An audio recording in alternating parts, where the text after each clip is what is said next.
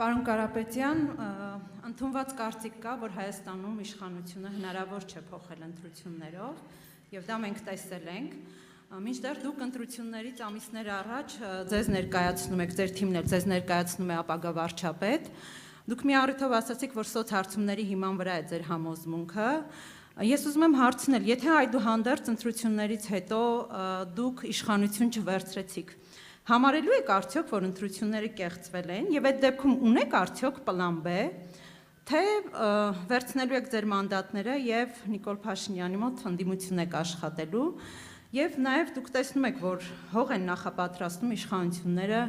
ձեր գրանցումը կասեցնելու հետ կապված, ճիշտ է գրանցվել եք, բայց հնարավոր է ինչ-որ փուլում նաեւ կասեցնեն։ Այս դեպքում էլ ունեք արդյոք պլան B եւ ձեր ընտրազանգվածին որ ուղղությամբ եք ուղղորդելու։ Շնորհակալ եմ։ Գիտեք, այդ պլան B-ն ունի հայ ժողովուրդը։ Այսինքն ես ինչ պետք է անեմ մենակ, դրա համար հաստատ հայ ժողովուրդը ունի բոլոր պլանները, քանի որ մենք գնում ենք բացարձակ հաղթանակի եւ վստահ ենք դրա մեջ, հետո ես ասեցի, որ ես միայն սոցհարցումների վրա չեմ հիմնվում, ես հիմնվում եմ նաեւ Փաշինյանի բացարձակ ցածր ռեյտինգի վրա, ինչը որ երևի դուք ինձնից լավ եք տեսնում։ Դրա համար մենք անում ենք հիմա առաջին քայլը։ Մենք գնում ենք ընտրությունների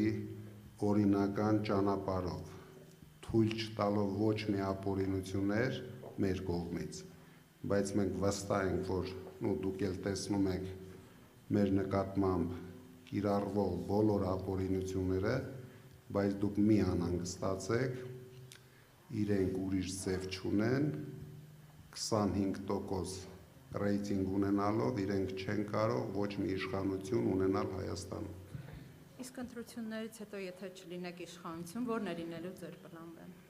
Վերցնելու եք մանդատները, հստակ ասեք։ Ընտրությունից հետո ես լինելու եմ վարչապետ։ Եկեք անիմաստ բաներ չքննարկենք այսօր։ Շնորհակալություն եւ 168 ժամ Զարուհի Դիլանյան։ Հարգելի գործընկերներ, մեկ անգամ եւս հիշեցնեմ, բոլորդ ունենալու եք հարց տալու հնարավորություն, ուստի խնդրում եմ առաջին շրջանում մեկական հարց տալ, որպեսզի ձեր մյուս գործընկերները եւս իրենց հարցերը ուղղեն։ Շնորհակալություն, նաեւ մենք ուղիղ եթերում ենք, այս ասուլիսը հենց հիմա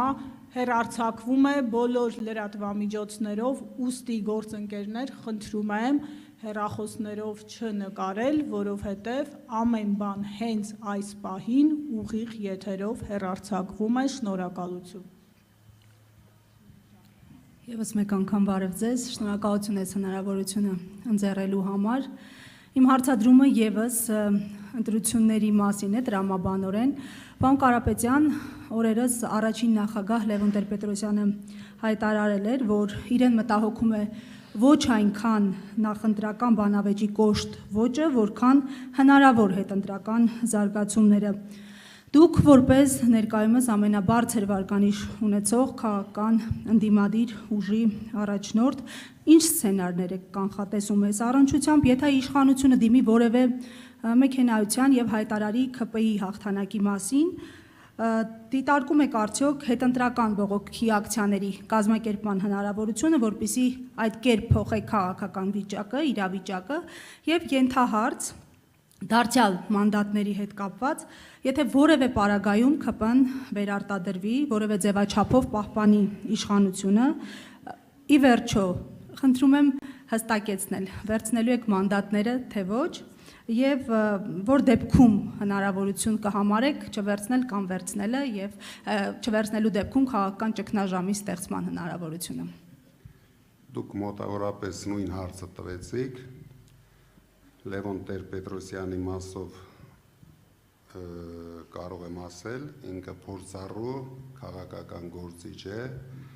դրա համար ունի իր ճանաչելով Փաշինյանին, ունի իր անհանգստությունները, բայց մենք գնալու ենք մեր օրակարգով, մեզ պետք չէ